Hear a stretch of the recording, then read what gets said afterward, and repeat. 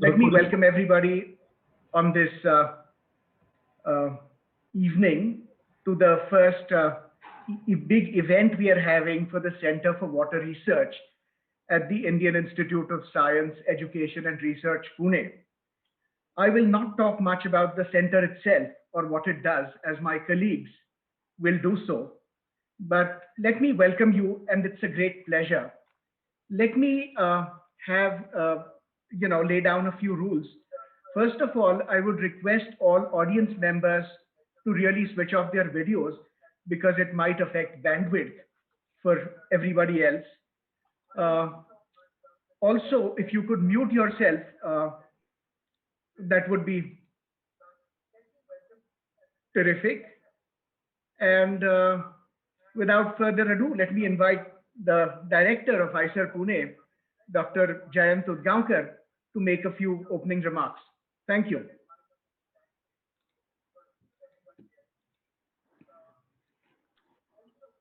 Okay, can you hear me? So it's great that the Center for Water Research at the Institute is getting into business. I mean, starting its activities with a lecture which promises to be very interesting, apart from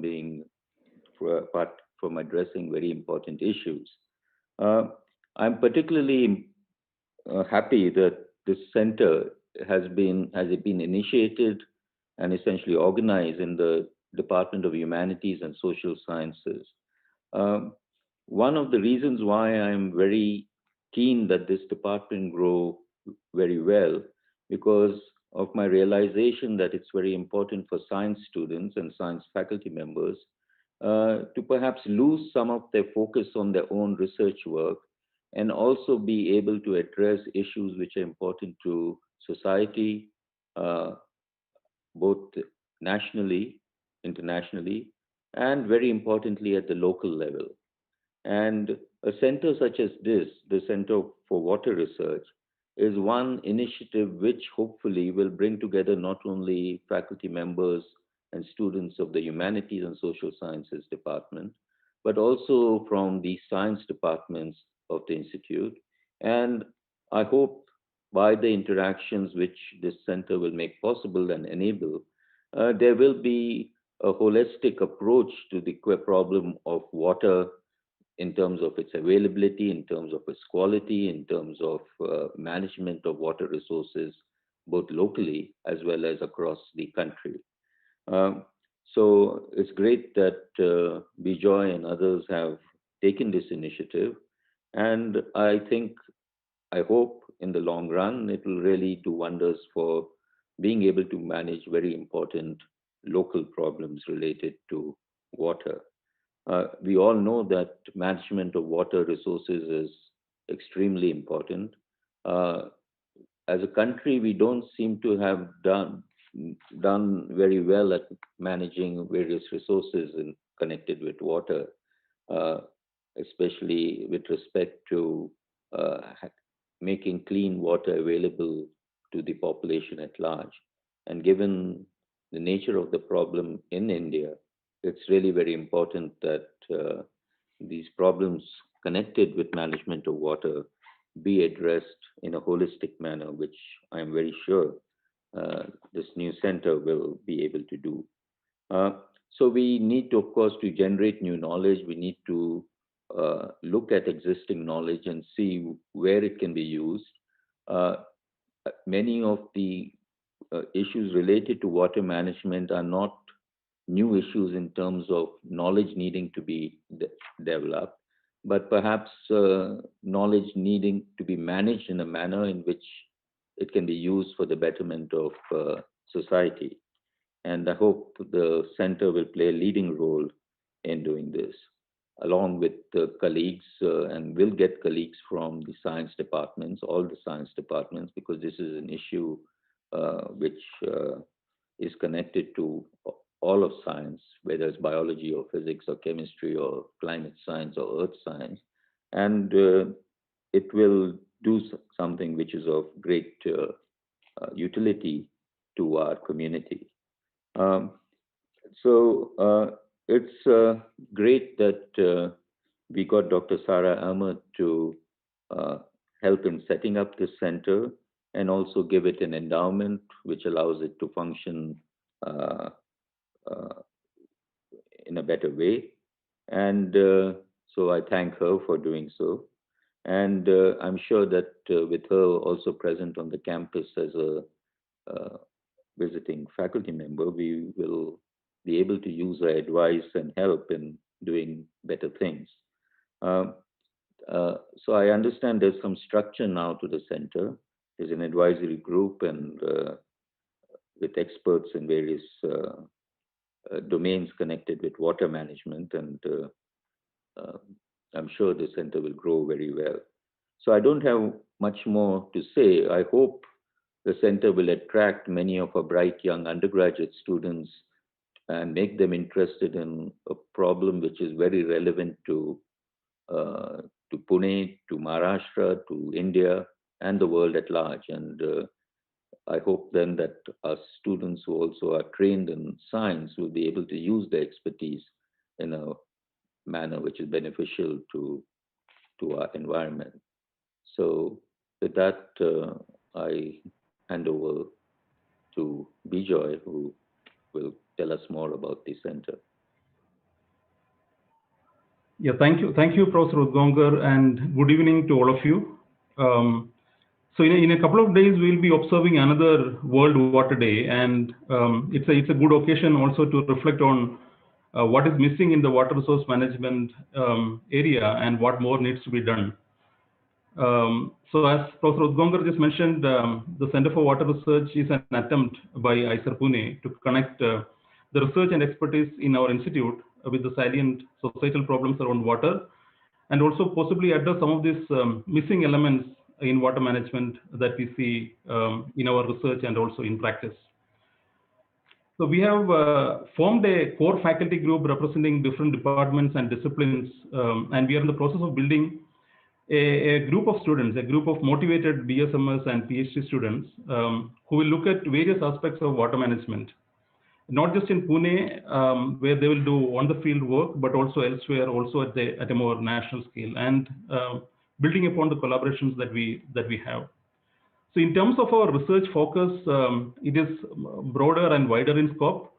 We will look at both fundamental and applied aspects of water management, including issues which are at a bigger scale, like the hydroclimate of South Asia, water policies, and also issues at a more smaller scale like river basin management, water quality, water use, and how sectoral water use happens, and also the key issue of livelihoods and life around water. So with that broad introduction about the Center for Water Research, I would also just like to place on record our deep gratitude to the advisory group members for accepting our invitation to join us in this endeavor. The advisory group includes today's speaker, Dr. Himanshu Kulkarni. In addition to him, we have in the advisory group Ms. Shalaja Deshpande, Mr. K.J. Joy, Dr. Jagdish Krishnaswamy, Professor James Westcott, and Professor Margaret Swatwin. When we approached them with this idea and also the idea of the center and our work, they readily agreed and offered support. We are very thankful to them for that. So I'll now briefly introduce Dr. Himanshu Kulkarni, who is a well-known name in water sector who doesn't need an introduction. I would briefly introduce him before the inaugural lecture. Dr. Kulkarni, as you know, works around groundwater, water management, particularly on issues of groundwater.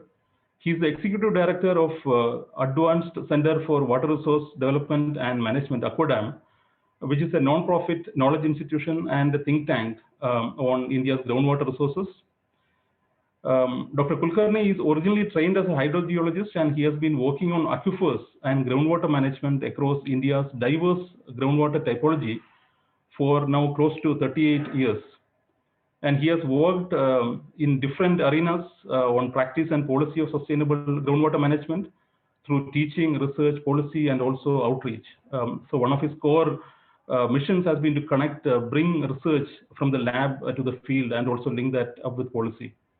He was earlier with Pune University, and also he has been for a while in the corporate sector for nearly 15 years. before he co-founded ACWADAM in 1998. Of late, Dr. Kulkarni has been interested in the question of governance of groundwater, and he has been part of several government committees or led committees, including being a member of the current committee which is drafting India's new national water policy.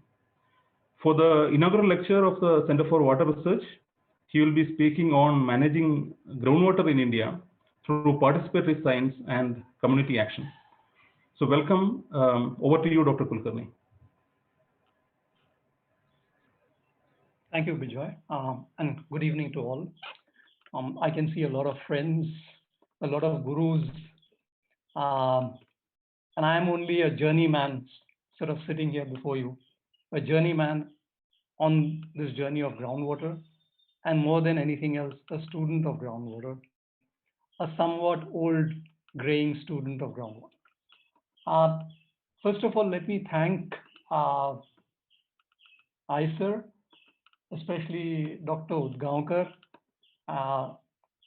my friends Sarah and Bijoy, and Pushkar, who have been, talking to me and who convinced me that I should give this talk. And at the same time, I'd also like to wish the Center for Water Research all the best for the future. And if there's anything I can do to get the center going, to make sure that the center looks at very critical issues on the ground, I'll be very happy to contribute. So with that, let me sort of jump straight into my presentation.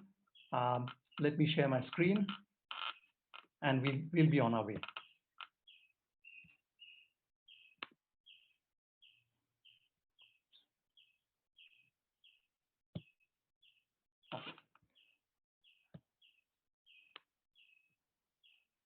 So, Pushkar, is it okay? Can you see the screen?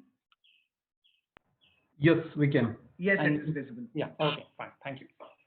So, I'm going to talk about managing groundwater in India through participatory science and community action. And I've got a bunch of slides. What I'm going to do is maybe take a minute on each slide and make sure that one is I finish on time, and to try and cover a fairly colorful canvas. And we'll, of course, discuss this as we go along the way.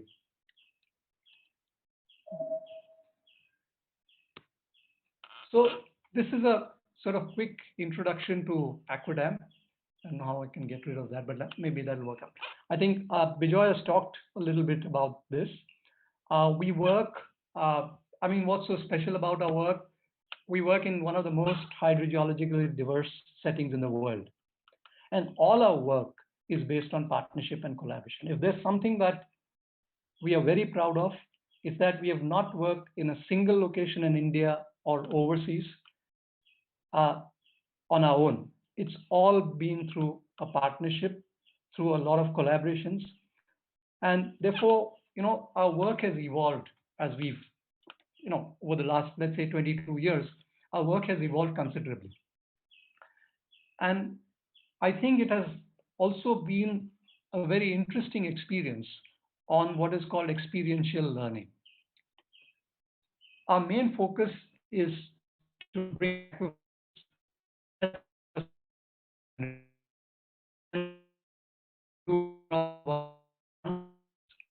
context being defined both by geographies or locations, but also by certain themes. Okay, now there are 3 or 4 areas through which we work. We do a lot of training. We also do a lot of inputs to formal education, but our training ranges from training people on the ground to sort of mainstreaming groundwater in mainstream technical education. But all our work on the ground, more than that, is based on the philosophy of action research, which must lead to a good decision support system, and which itself must lead to robust action. And as a consequence of the first 3 bullets, we also have got invited to policies and programs, and that's where we've contributed in the best manner possible. Okay, now I want to begin with talking about a little bit on the global scenario. Nearly 1,000 cubic kilometers of groundwater is extracted every year across the world, and the largest proportion of that is on the continent of Asia. So almost 50% of that is extracted for water in agriculture. I won't even call it irrigation, but water in agriculture on the continent of Asia. And this is a very large global footprint. I mean, I believe almost half the world today depends on groundwater. In India, groundwater usage goes back thousands of years, and there's a lot of scientific evidence, there's a lot of archaeological evidence to, which bears testimony to the fact that India, in some ways, was also a groundwater civilization. And I say this in all honesty because, I mean, much of the paradigm today is about India's river valley civilization, India being a river valley civilization. But you actually find a lot of evidence that takes us back thousands of years, and then we realize that there was a lot of groundwater use going all those years back. Now, what has changed? And if you look at India's groundwater story, the legacy of groundwater use until the 19th century, and this is from a sort of quick global survey that I was part of with 2 very eminent scholars on groundwater from across the world. And I think what we were trying to say then was, until the 19th century, there was a certain pattern to groundwater usage. And the pattern was defined by a specific mode of access or a specific manner of access. Let me put it that way. And that manner of access was defined by widespread access to widespread and shallow. Access was widespread, but was from shallow sources, often community sources such as dug wells, springs, and some very elaborate systems. I mean, what we call infiltration galleries today, are present in different parts of the world. Extraction was through human and animal power, using pulleys, gears, and local, the Persian wheel, for example, which was then locally called different names, the rehets and moats in India, for example. Now, having said that, let's now look at the last 30, 40, 50 years, maybe the last 70 years. Let me just go back a bit. Hold on. Just to get to that, let's quickly play a small video that is part of a larger film that we sort of made about 2 years ago. And it's just a 3-4 minute video which will give you a synopsis of India's groundwater story. There you go. India's groundwater story is quite unique. India extracts almost a quarter of the global extraction of groundwater.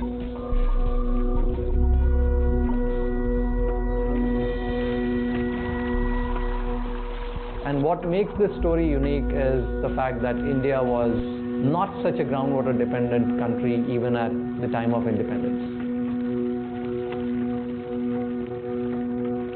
When India became independent, our vision of water management was about dams and constructing dams and canals in order to take water to people.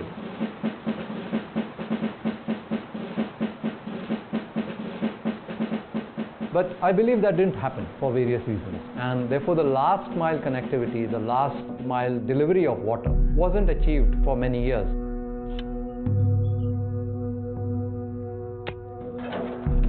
So the gap was actually filled by groundwater. Subsequently, in the 1950s and 60s, as the push for green revolution in terms of achieving food security increased, technology kicked in. And in the hard rock areas of India, for example, the borewell technology came.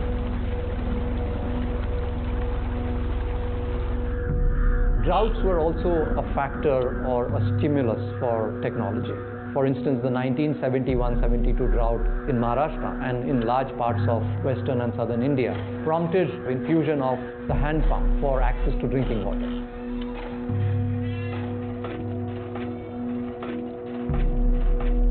And in order to actually put in a hand pump, we brought in the technology of bore well in hard rock regions of India. Technology proliferates very rapidly. And the technology that came in for drinking water sourcing in the drought-prone regions of India quickly was taken up as technology that could access water for all regions. Urban, industrial, and moreover agriculture.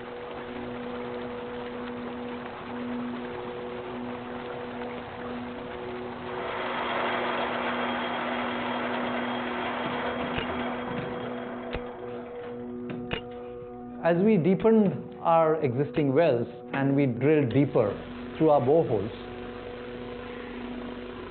our groundwater extraction really grew.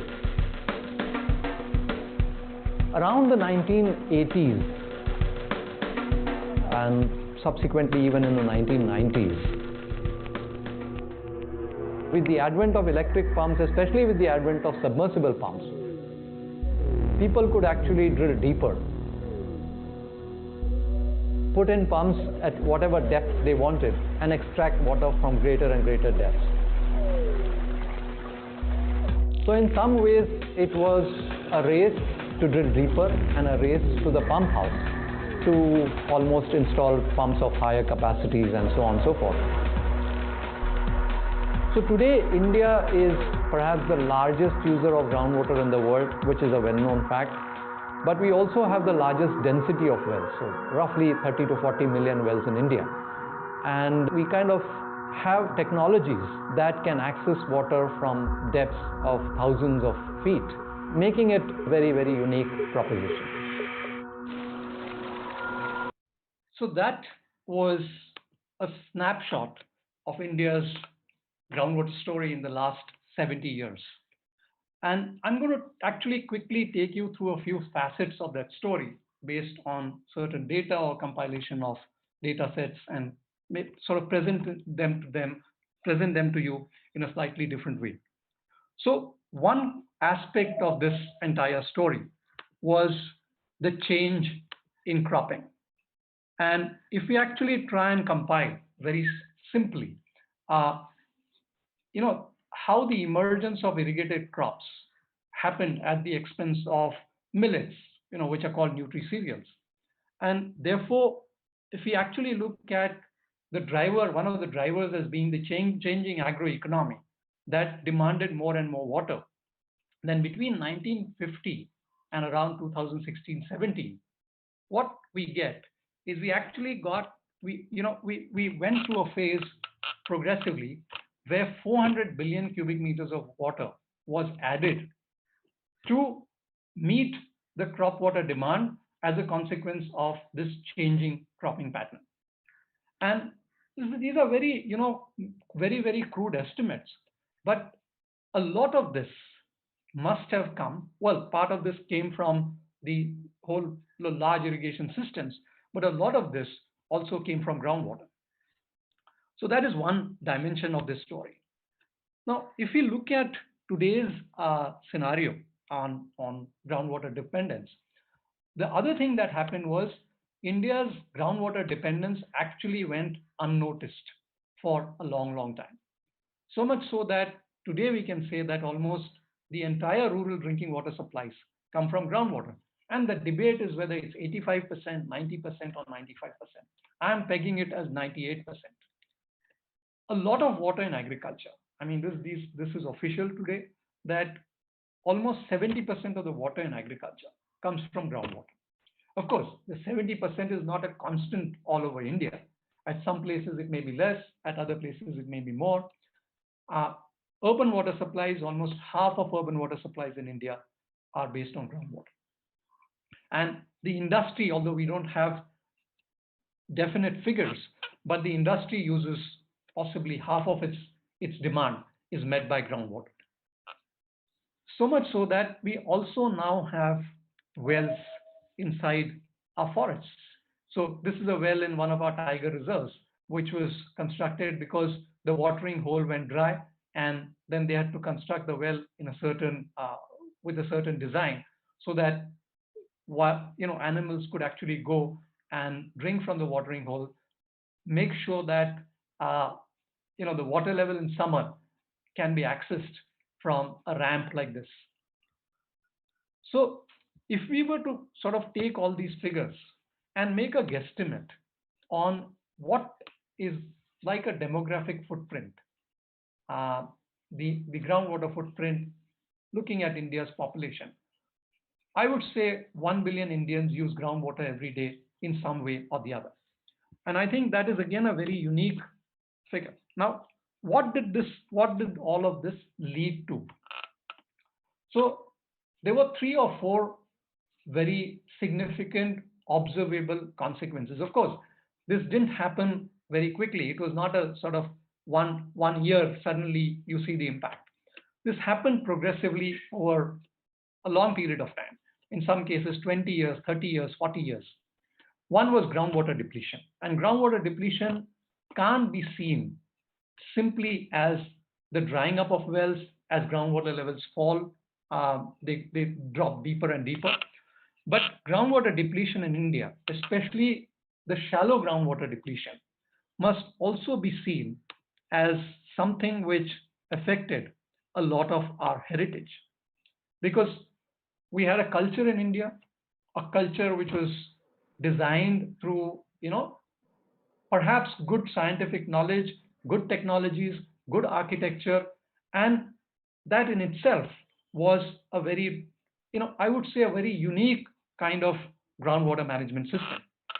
Now, as groundwater levels fell in the shallow aquifer, this system went out the window, and it became almost defunct. So, loss of heritage, one part.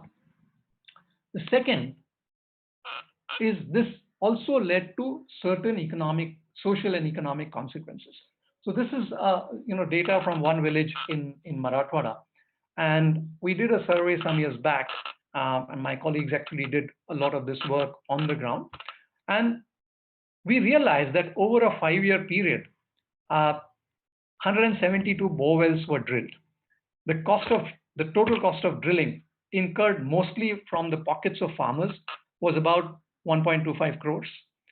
And 35% of these bore wells failed at the time of drilling, which means 44 lakhs was spent on failed bore wells. And obviously, over a period from say 1990 till about 2010, the expenditure went up significantly. The per capita expenditure on groundwater went up significantly. There were other consequences as well. The second important part was groundwater quality and human health. So on similar lines, many problems on groundwater quality emerged in different parts of India.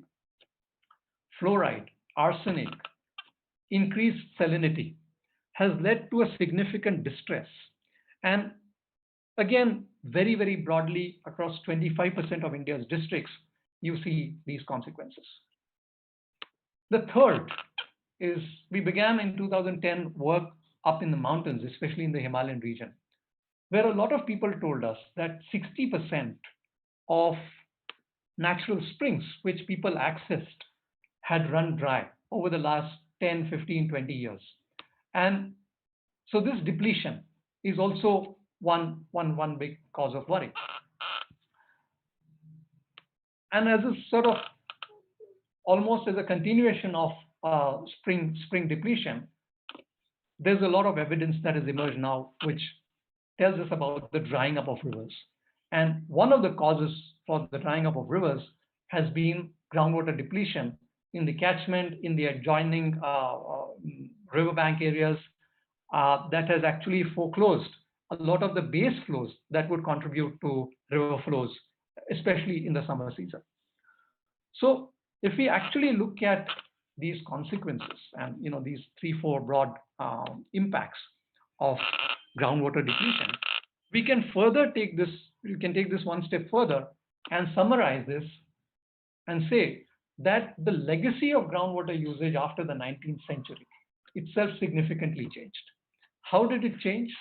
One, access became more individualistic and therefore also got privatized through many types of holes in the ground.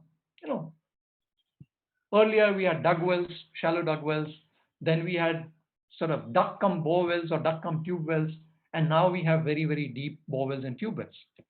Similarly, extraction went from, I have seen even during my 4 or 5 years of PhD work in one single village in Maharashtra, very close to Pune, I have actually seen this transition from a moat, a bullock-driven mechanism for groundwater extraction, to diesel pumps, to monoblock pumps, to deep submersible pumps.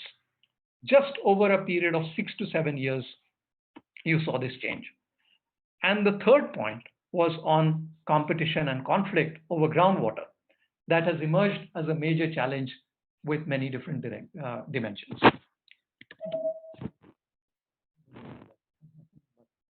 Let me take it there.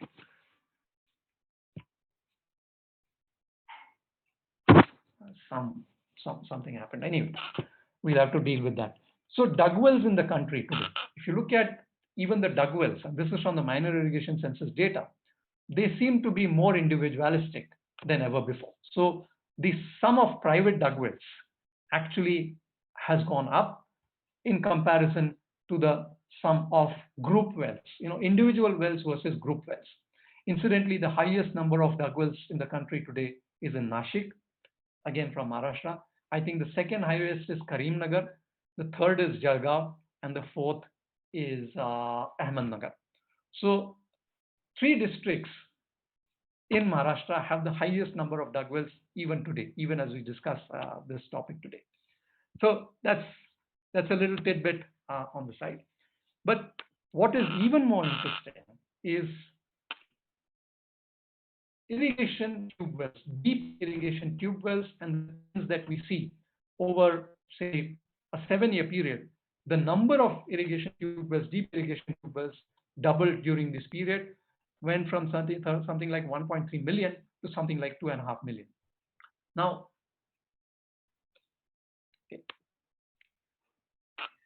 I think we must also step back from this problem and look at 2 more dimensions. Look at a combination of what's happened to the rainfall over the last 114 years, and what is the relationship between this sort of dependency factor on groundwater, especially in agriculture, and the extent of exploitation. So I'm not going to get into too many details on this slide, but what we see is an interesting paradox. And one can, of course, argue about the accuracy and the nature of that data, but broadly what we see is a paradox. We actually see that the areas where the dependency and therefore the extent of exploitation is significantly lower, the yellow areas over here, we see a very interesting trend of almost a declining trend in rainfall over the last 110, 115 years. And I think that creates a very different kind of paradigm that we must pursue in order to manage our irrigation water, in order to manage our water in agriculture. And we may come to that a little later in the discussion, but I thought I'd just flag that as we go down this road. If we combine again from secondary data, if we combine depletion and contamination, then something like 60% of the districts in India are vulnerable either to depletion or contamination. So it also tells us a little bit about the vulnerability. Therefore, as we sort of pause in this first quick analysis of what the problem is in India and how have we arrived here and now, one of our focus areas, all these years, was to actually demystify the concept of aquifers. Because we found that there was a lot of discussion on river basins, there was a lot of discussion on watersheds, the proper hydrological units for the management of surface water. But there was very little discourse on the unit of managing groundwater, which is aquifers. So When we started out 20 years ago, let me just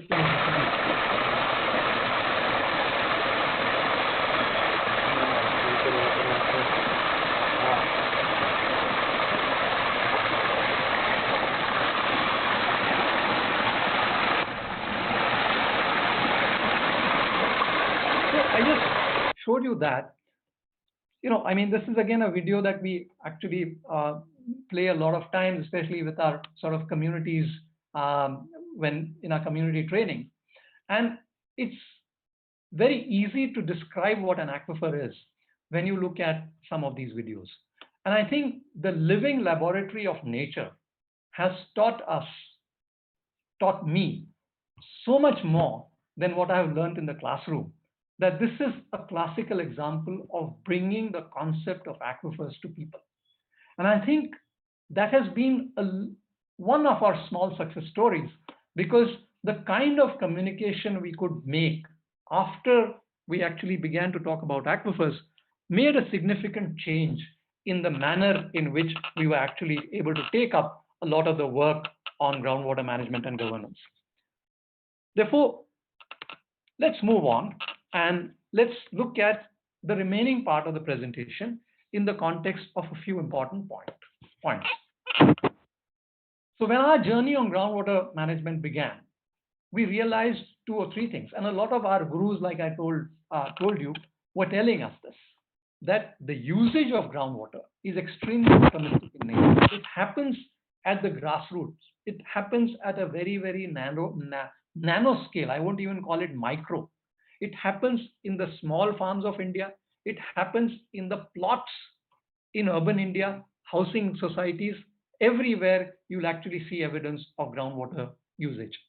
And therefore, management must become participatory, and it must be decentralized to the levels of local institutions, both formal and informal. Secondly, I talked about the mainstreaming of the science, especially using the concept of aquifers. And decisions and actions must follow the first 2 bullets. And decisions and actions must happen in terms of improving the efficiencies in supplies and making sure that there is an improved equity on the demand side. And therefore, we also sort of brought in social science, the social science component of groundwater, which is the concept of common pool resources. And we combined it with the science of aquifers in all the work that we did till now. Last but not least, a lot of people said that India's groundwater anarchy, as my friend Tushar Shah has called it in his book, can only be controlled through formal legislation. But we have been arguing that legislation on groundwater must be able to complement the more participatory, socially evolved norms and vice versa. Otherwise, they come into conflict with each other. And therefore, very quickly going forward, I'm going to quickly take you in the next 5 to 6 minutes. And there's a whole bunch of case studies that I could have presented to you: river basins, village water security, crop water management, etc., etc. But what I want to take you through is, as an example, is from the very city that I'm living in at the moment, which is Pune city. So one of the dimensions that we were exploring about 10 years back was the concept of urban groundwater management. And to begin with, we actually looked at India's aquifer typology and classified the cities and towns, urban India, based on this aquifer typology. And we came up with a distribution like this, that, what are the aquifer systems that house towns and cities in India? As a follow-up to this, we also realized that half of urban water supplies in India are met by groundwater. But having said that, we realized that there are certain cities towns which sit up in the Himalayan mountain region. There are certain cities which are distributed across the Gangetic, very different aquifer systems. Here, for example, in Pune city, we're looking at largely volcanic, mostly basalt systems. In peninsular South India, crystalline systems, and so on and so forth. But we also realized that some towns and cities are underlain by three different aquifer systems, which have extremely contrasting properties or characteristics. Like Nagpur, for example, east and west hard rock systems, central Nagpur is underlain by sedimentary rock systems. So you actually have that diversity even at the scale of a single township or a city. So that diversity also made us think. Then the next question we explored was, we looked at Pune city some years back, and a lot of people told us, Pune, what about groundwater? You know, it's a surface water city. There's a bunch of reservoirs all around Pune. In fact, Pune district has perhaps the largest density of dams in India. And so what's the amount of groundwater used in Pune city? And we then looked at this whole question of, as small towns morph into larger towns or small cities and then into larger cities and metros, what's the proportion of groundwater use versus surface water use or reservoir water or municipal water that comes into the city? And today, we know certain estimates for Pune. We know that Pune's surface water supplies are in the range of 13 to 15 thousand meter cubic feet. And Pune's groundwater, I mean, we worked it out in a certain way, 4 to 5 TMC. So almost 30%, more than a quarter of the water use in Pune city comes from groundwater. And that's not a small number. And mind you, Pune city has perhaps one of the better municipal supply systems in the whole country. And yet you have a significant groundwater footprint. Now, having said that, we actually went through this entire process through a very participatory, collaborative mode. We talked to many organizations, we interacted with citizens, we actually did systematic surveys of housing societies. And even as we talk today, we have student interns from a few colleges who are doing a ward-wise survey of every single groundwater source in about 3 or 4 different wards. But to begin with, we also looked at the hydrology of Pune city. We looked at the streams, we looked at,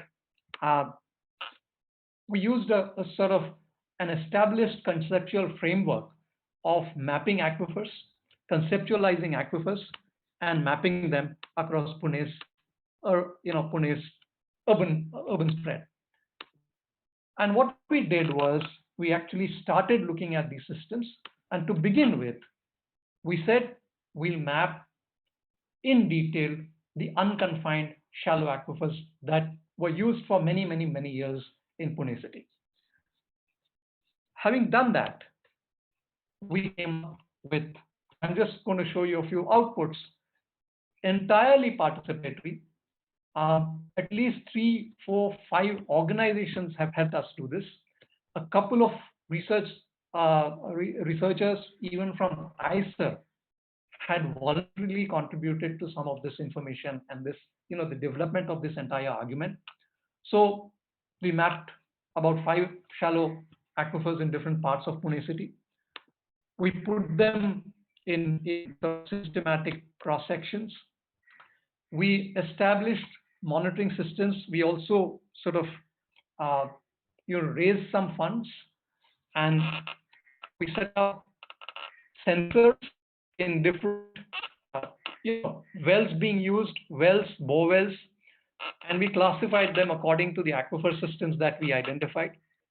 And we came up with a set of arguments. So this is like the geological map of Pune city. But what is even more interesting is we identified the recharge areas of each of those 5 aquifers, and we overlaid them on about 30 odd watersheds that bring water, that bring the surface water into the 2 river systems that flow through Pune city. Now, what we also did in a very crude way, we looked at some sort of historical data. Again, a lot of people helped us with this, and we came up with this graphic on how Pune has grown over the last 100 years. So this was Pune, and if you see this little circle here, this was Pune 100 years ago. Then perhaps somewhere in the 1960s, then in the 1990s, and now. And what we realized was two things. And let me make the argument in the next slide because it's obvious here that almost all the entire, or almost the entire recharge, natural recharge areas for the 5 aquifers has got built upon now. Similarly, almost 80% of the watersheds have also got built upon. And that therefore brings us to this question on, again, there's a lot of global literature on this, on two things that have happened. One is there's actually a reduction in the surfaces that induce infiltration of rainwater into the ground and therefore lead to a reduced recharge. But we also realize when we talk to people that, and when we ask them questions like, okay, has the water level in your well gone down over the last 50, 60 years? And they would say, no, it's roughly remained the same. Then we did a little bit of water quality testing. And when we asked them about water quality, a lot of them said, I can't drink the water anymore. So what we actually realized was it was something like a zero-sum game when we looked at water in wells. And this is happening in many, many cities where the reduction in surfaces that induce infiltration of rainwater and therefore reduce recharge is often offset by leaking mains and sewers. Again, the water finds its way back into the aquifer. So natural recharge reduced, but induced recharge from leaking mains and sewers increases. So that's another point that we realized as we went down this way. Now, to sort of conclude this particular case study, and I'm not going to show you any more. We are at a stage today. I thought I'll show you a program which is work in progress. So we've overlaid the natural recharge areas onto a Google map of Pune city, and what we have come up with is a bunch of things.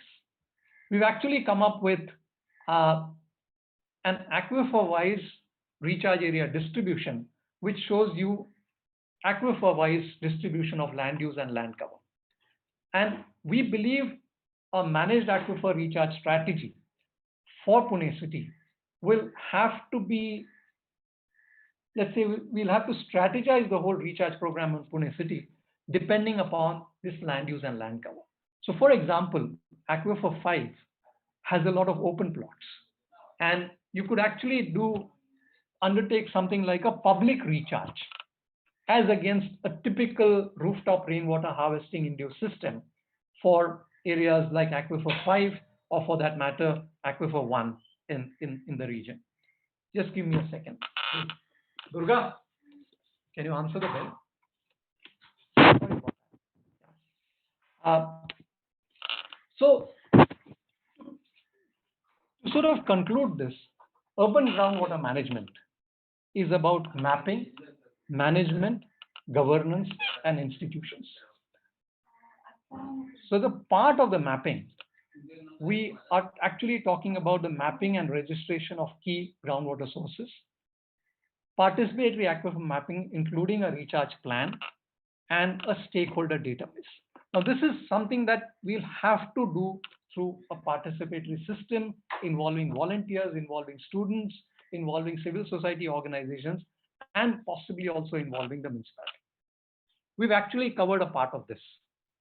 Now we are into a phase where we are deciding strategic recharge activities where we are trying to bring in the concept of public recharge, because we believe if it's the management of a common pool resource like an aquifer, we need to bring in the concept of common pool resource also on the recharge side.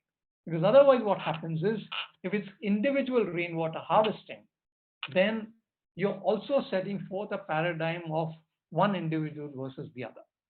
Similarly, a public recharge system allows you to systematically look at aquifers and conduct a recharge program on the basis of science. Second is we also want to bring in demand side management into urban groundwater management. And while it has been extremely challenging to look at demand side management in rural areas, it has actually been a very, very rewarding journey for us, because even at a suboptimal level, in many regions of India, we've been able to at least initiate some kind of improvement in all the three factors: efficiency, equity, and sustainability of groundwater resources. And last but not least,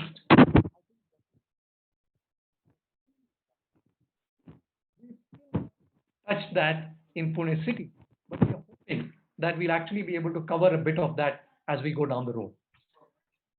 And perhaps, I mean, one of the reasons why I thought I'd show you an example from Pune city is if we can work on this particular theme in a more formal partnership with a set of organizations, civil society on one side, academic institutions on the other side, and of course, the institutions of governance, like the municipality as a third partner, this would be a wonderful example to follow.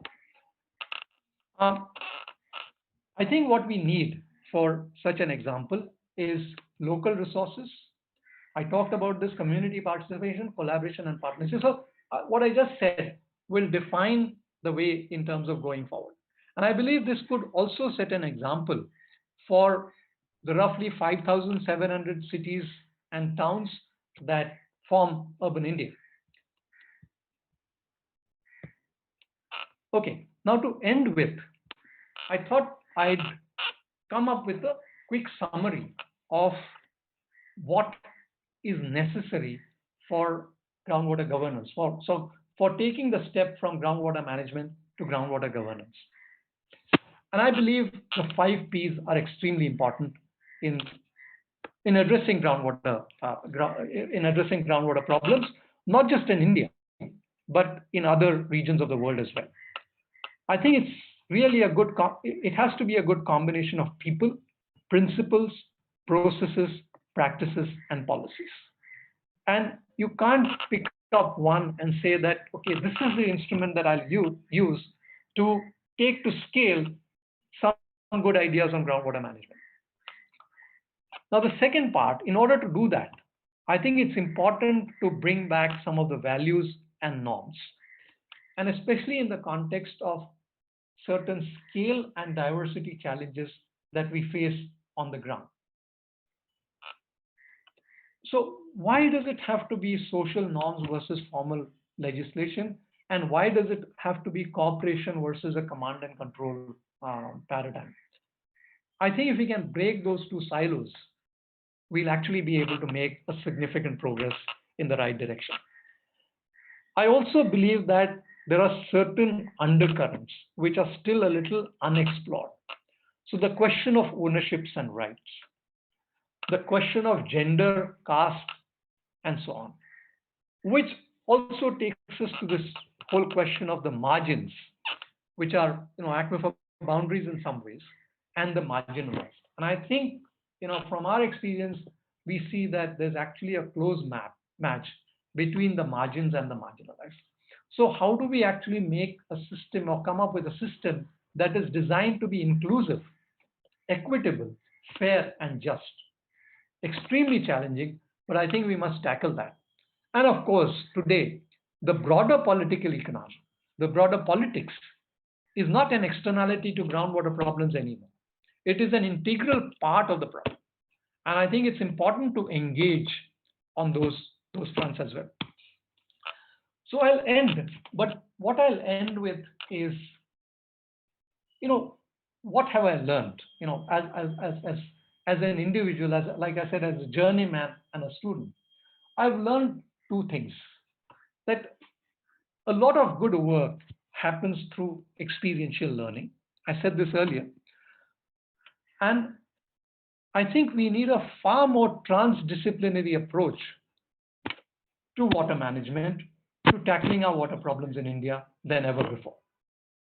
And it is even truer when we talk of groundwater management, simply because I think there are many unexplored dimensions, and we need to bring those to the forefront of discussions, to the forefront of work, and include those dimensions in any community level decisions that are taken. Because robust action is not just about Good hydrology is not just about increasing the amount of water, improving the quality of water. It's also about how we as a people look at groundwater, use groundwater, and maybe go back to a pre-19th century paradigm on bringing the context of community to match with the concept of common pool resources, aquifers as common pool resources. So on that note, thank you very much. My best. If there are any quick questions or points that need clarifications, I'll be very happy to oblige. Okay, just before that, I realized one more thing which I wanted to say. So I think there's a range of problems that we can look through the groundwater lens, and this, especially for the water center, would be very important. I mean, there's the groundwater context, the core groundwater issues.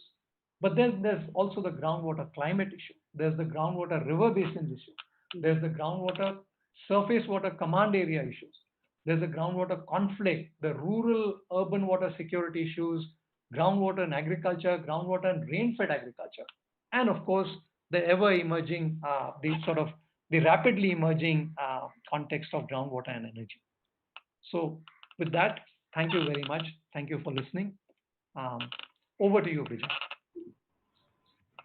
Yes, thank you very much, Himanshu. So we have a lot of questions on the chat box. So we'll try to compile them, and I think the discussion is going to definitely take time. So in the meanwhile, so may I request Dr. Sara Ahmed to give her remarks, and yeah, please go ahead, Sara. All right. Thank you very much, Himanshu, for this very large canvas that you've painted for us of the challenges that India faces with respect to groundwater use, management, and governance. I've known Himanshu for many years as a very rigorous and adept hydrologist, but also some hydroscientist, but also someone who's extremely passionate about issues of equity, justice, and gender when it comes to water and water rights. So in the context of what you were saying, and I was quickly going through some of the questions that were there, and there were questions about, what kind of learning is there from the past in terms of the water heritage, the step well that you showed in one of your slides, Himanshu. And I was thinking of the work that Samarth had done in Kutch in 2019, reviving very small step wells, not at the scale of what you had in your image, but what they did, I think, with the help of the Wells for India Foundation in Rajasthan, just cleaning up, reviving these shallow aquifers with community participation, provided water for something like 600 households in Kutch during the summer when we know that, the pipeline, etc., were all failing to provide water, was coming almost every 9 days. And these village communities were also able to share their water. And I think that was a very good example. So people were asking you about participatory water governance and what does it all mean. And I just thought I'd bring in this example of summer. The World Water Day, which is on March 22nd, also focuses on values around water. And the COVID-19 pandemic has brought to light the importance of these values, the importance of building resilient and healthy communities, and water has been at the center of these questions. So I'm not going to go on. I just wanted to thank you, Himanshu. I wanted to thank my colleagues at ISA for helping us develop the Center for Water Research. I think research and learning from the field, as you yourself have showed us, Himanshu, is so very, very critical, as is data visualization.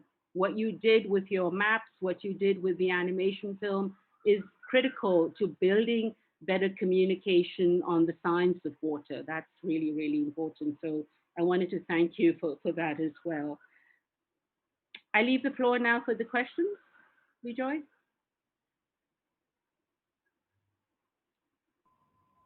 Yeah, thank you, Sarah. So Himanshu, I hope you have received the questions. If not, I'll just try to read it one by one.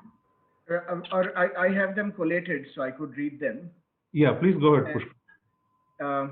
to begin with, the first question was by Hank van Schaik, which was already for decades, the explosion in groundwater extraction is a very serious concern in India. Mr. Kulkarni states that the economy in India was historically based on groundwater. Are there lessons from historical groundwater economy and management systems, both technical, governance, and spiritual, for present day water resource management practices and policies? Yeah, so I'll probably give you very quick responses so that we are able to cover a lot of this. So thanks, Hank. I would actually, it's a very, very interesting question and something which has held my interest more recently than ever before. So let me begin by saying that in the quest for this expansion on water access, we forgot that went into a lot of the traditional systems, because a lot of the traditional systems took a long time to develop. I mean, putting a well, imagine 2000 years ago, putting a well in the ground, how long it must have taken. And I think because it took longer, there was a very different kind of learning on aquifers, on the science. And I often give these examples, these two examples. The first example I give is my own interpretation of the Qanats and the Karezes, the Qanats in Iran and the Karezes in Afghanistan. And I could actually tell you some very interesting stories about the, I haven't been there. I would really love to go there. But about the Karezes in Afghanistan. And what is the learning of a Karez system? I mean, it's essentially looking at one single aquifer and distribution of water from the top of one single aquifer on an equitable basis. I mean, equity we can of course argue, but on a basis. So there's a systematic distribution of water based on a technology, and the technology itself is based on an understanding of the aquifers below. Our own RHET or mode is designed on the principle of what is called steady state pumping, which I learned as a student, but none of my teachers at that point in time ever told me that here's an example of using the concept of steady state in designing a pumping system. And you have these systems operating over 200 years. So, and you could expand on the entire supply, availability, and demand management of water through any of these traditional systems. And you find them all over the place. Similarly, another example I can talk of is the management of springs, traditional management of springs, almost in the entire region in India, the Western Ghats, the Eastern Ghats, the Himalayan systems. And there are very interesting, long-standing social norms around the distribution of spring water, also in parts like Nepal and Bhutan. So I believe in this explosion on groundwater, we have actually forgotten some of these scientific, technical, and social lessons that actually had many of these traditional systems operating for thousands of years. There you are.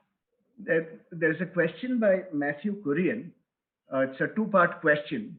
The first part is, in a commercialized political economy environment, how can we bring forth water-friendly land use patterns, cropping patterns, and agrarian practices? And then the second question is, do you think on traditional common water resources vital for water security for the future? Okay. I mean, it's a very broad canvas. I mean, it might take a longer time to answer, but let me put it simply in the following statement. We've realized, and a lot of this has come from experiences across India with you know, not just ACWADAM, but at least other 10 to 12 organizations. If we are able to ascertain, even very, very crudely, the amount of water that's available to us from an underground aquifer.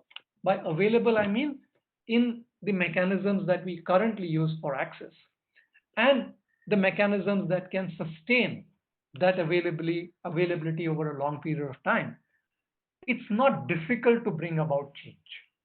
So we keep talking of an agricultural water budget in many parts, and now this is a part of many programs as well. But there are two aspects of an agricultural water budget. You can budget anything only when you know what is available to you.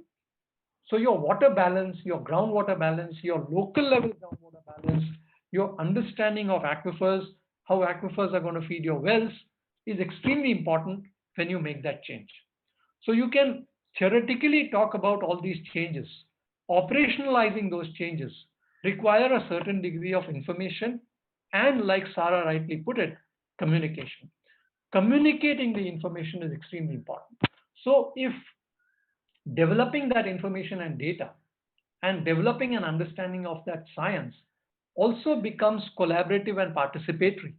So if the stakeholders, if the people who are concerned also become part of developing that science, then you're likely to also get the change from research to decision to action.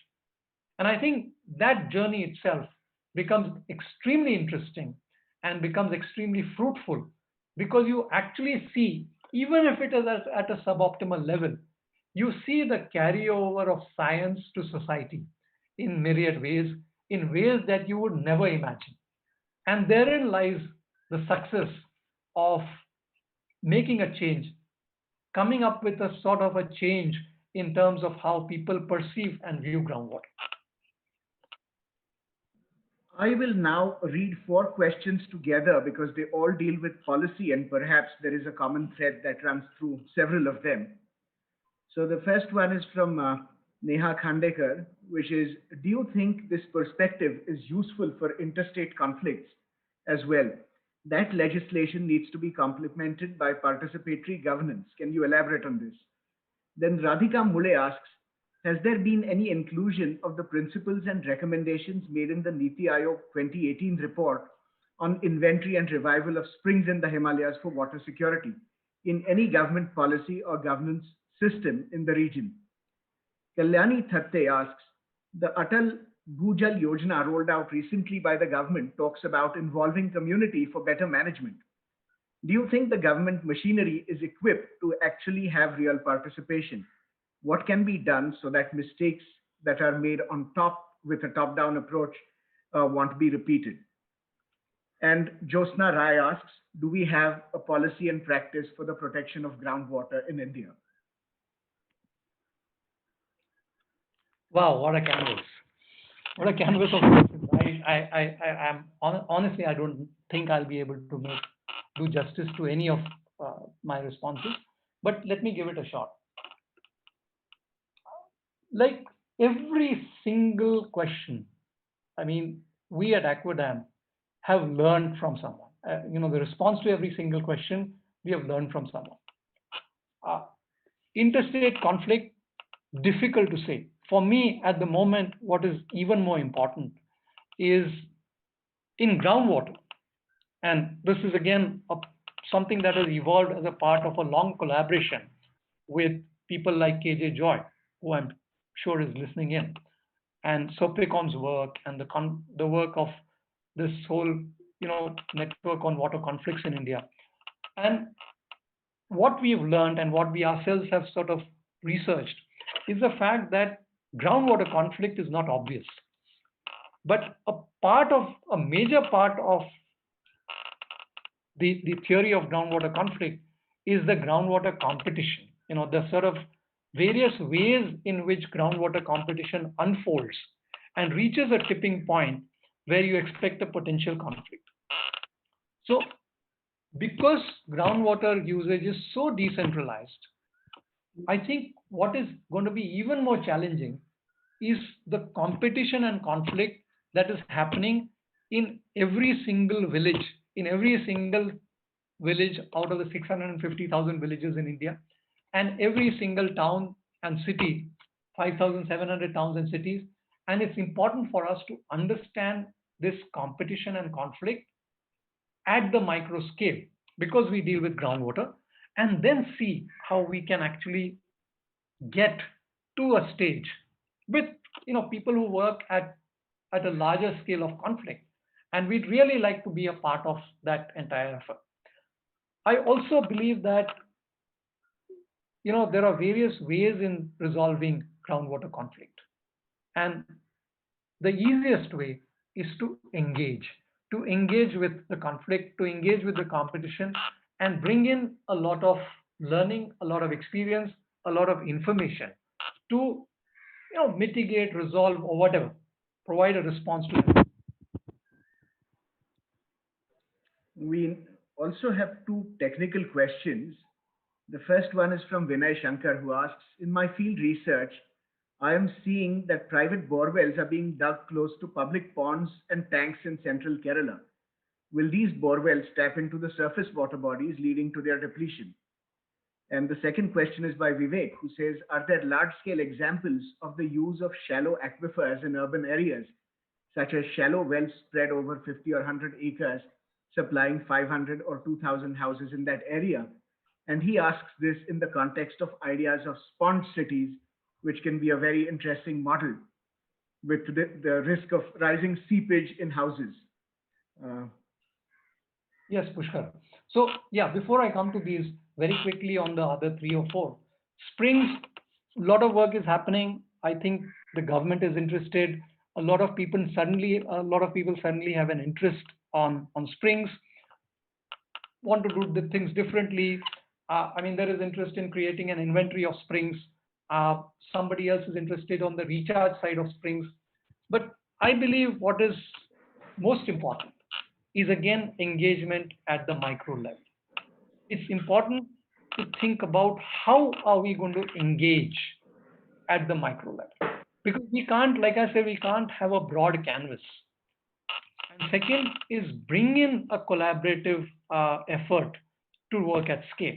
So springs, and I think one is also trying to see if one can influence policy, or one can reach out to policy makers to design a national level program on spring revival. Atal Bhujal, similar issues. I think you raised an issue in terms of community management, and we will continue to make mistakes. This, natural resources is going to be about mistakes. I talked about suboptimal solutions, but again, in the Atal Bhujal Yojana, it is really going to depend on how the engagement on the ground happens, because although it's a question of knowledge to communication to behavior change, it's really how it's going to happen. And because it's happening in different parts of India, societies in different parts of India are different. They look at groundwater differently, and you will need a horses for courses approach in making Atal Bhujal Yojana a success. The policy and practice debate, I'm honestly not going to touch, because there are two kinds of approaches for the policy practice interface. One approach is you have an idea and you take it to policy and say, okay, implement this idea. Second, you don't worry about policy. You keep working on the ground. And then at a certain point in time, somebody in policy making wakes up and say, oh, here's a nice example. Let's call these people and talk to them. I think the modalities of engagement between these two examples are going to be very different. And it's really for one to decide on how do you engage on this. I would prefer to engage with the second part. And it's because I don't think policy today, honestly, and I have been a part of policy making myself, I don't think we have enough imagination in the policy space to think about how to take, say, participatory groundwater management or participatory irrigation management to scale. It's limited. That idea is limited. Therefore, it's much better to put in your efforts on the ground than anywhere else.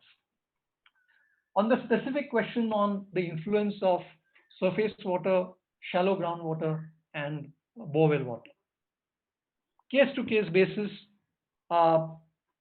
geology to geology basis.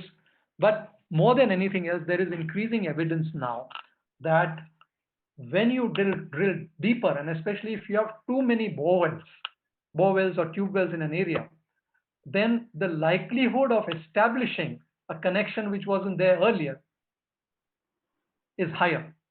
So it's nothing but rerouting of water from one to the other. And I think we must be careful about this because we often end up with double accounting.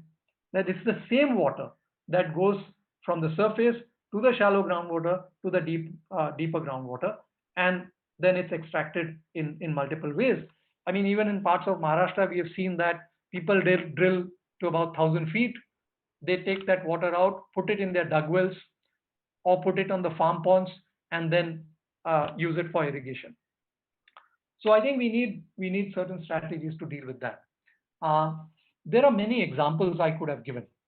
Because it's just too many examples that we have. Success stories, failures, successes within failures. So the range is great. But what I was trying to say was to get as much stakeholder participation into a system as possible. I mean, the work that we do, I mean, I can talk about a partnership that we have with Sopecom, based right here in Pune. And we are working on a project of integrating surface and groundwater resources in one of the most ambitious command schemes or water distribution schemes in the world, based on the concept of an allocation of a certain amount of water to every household. And I think this again is a classical example where we are going to need information and data, and we go about collecting it through a stakeholder base or a volunteer base who come from the very area in which the project is happening. And that in itself is a very good example of what I meant by participation, because if you do that, then the development of the data, the development of the information itself can never be challenged, because it is collected by people on the ground who have a stake in the project, a stake in multiple ways. So that's how I would answer that last question. Over to you, Pushkar. Again, a couple of questions which can be clubbed together.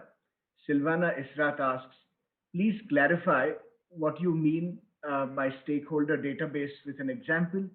Arghav Banerjee asks, can you please clarify what you mean by participatory groundwater management with an example? How would a mechanism like this work for aquifers that have a relatively large spatial extent? And then Shalini Sharma asks, what knowledge or insights do participatory aquifer mapping generate that you might have otherwise missed out in a different data collection method? Of course, she says participatory method increases community stakes, receptivity, cooperation, and ownership of research. I'm curious as to how citizen science actually made a difference in this specific case. Yeah, so honestly, I'm not very good at terms and terminologies, and sometimes my mind gets muddled with the newer terminologies we use. So let me explain this through a typical process that we often follow in many of our areas.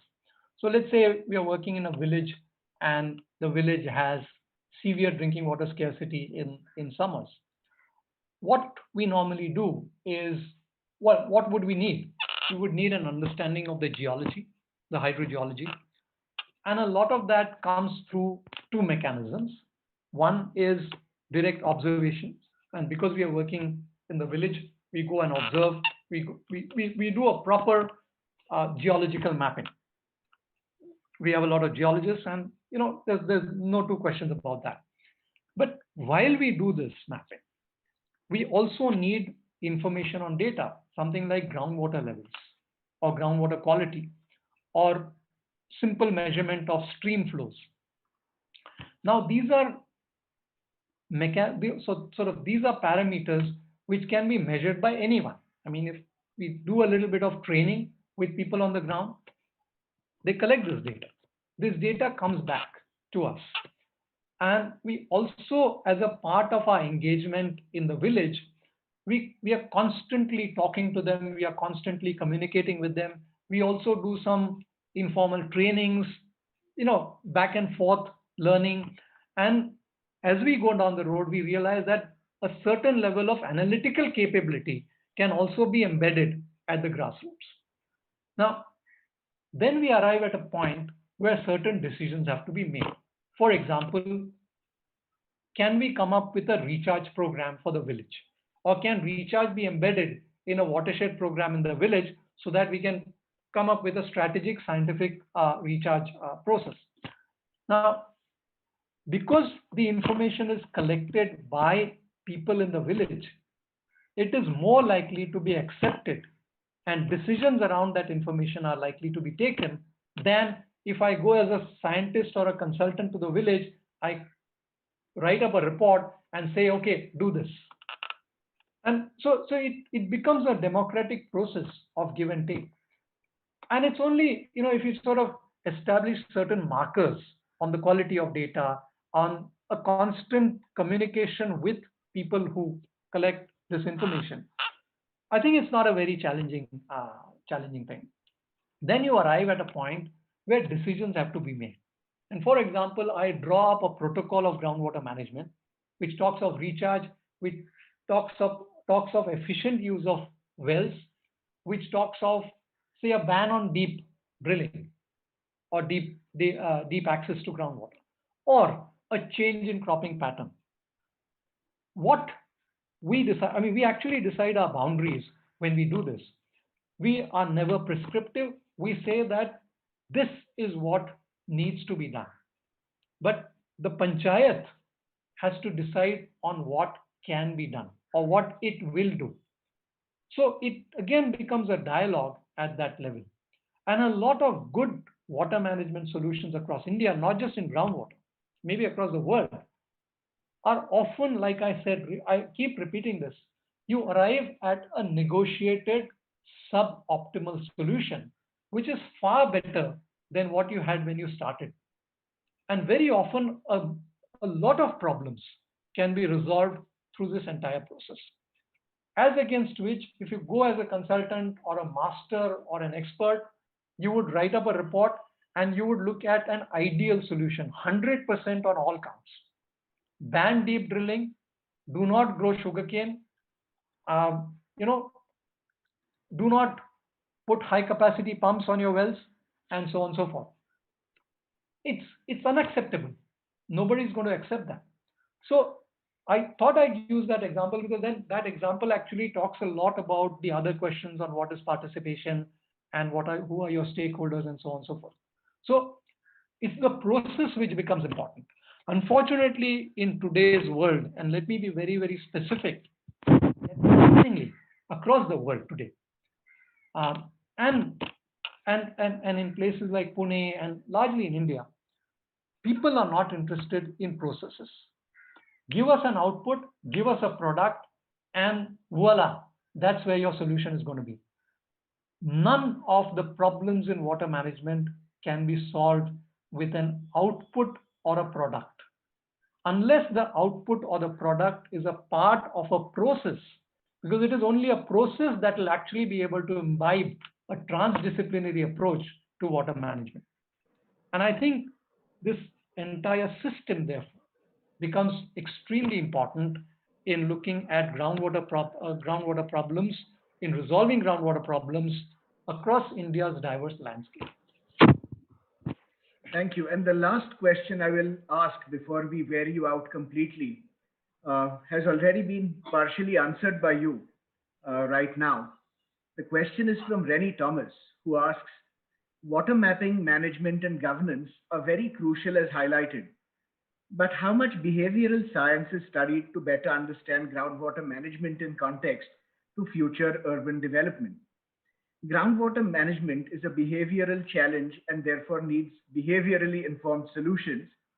And therefore, how much do professional ideological disagreements and biased efforts to control a domain research area influence the management of water in the urban-rural context, especially when planners and different stakeholders can be swayed based on their own perceptions and preferences with a particular school of thought?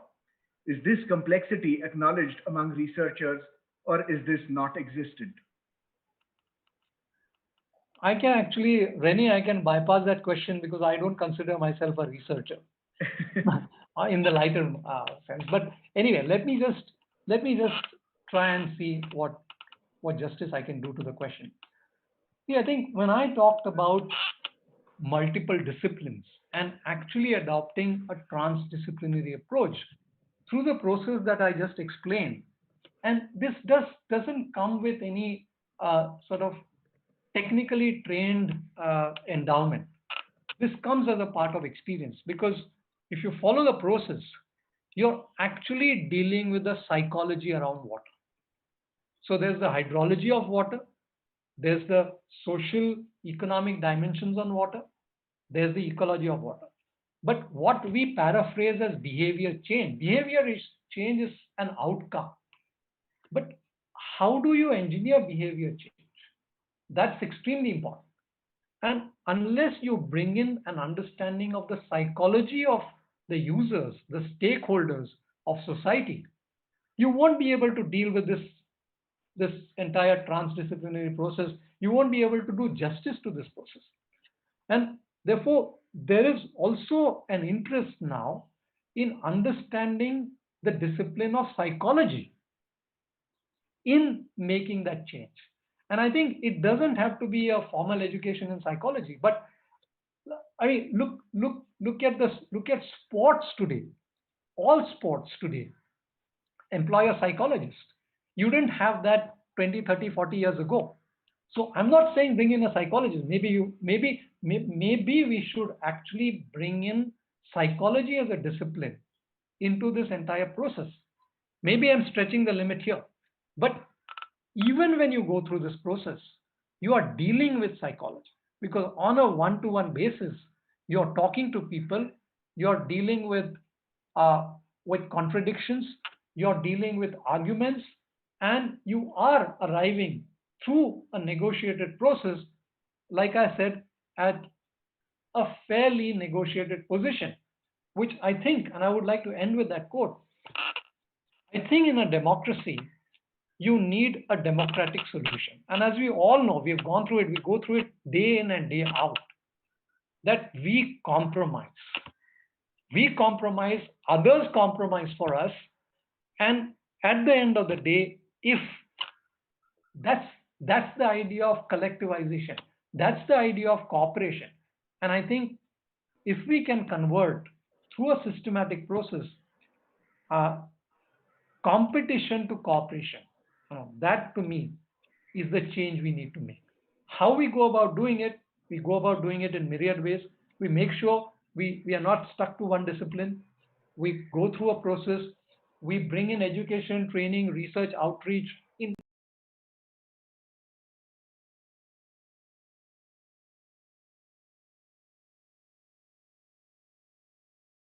picture emerge.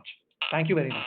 Thank you for a wonderful talk. The one thing you do not compromise on clearly is knowledge. Thank you for that most illuminating talk, which was not watered down, it was not diluted in any way. We've all learned enormously from it.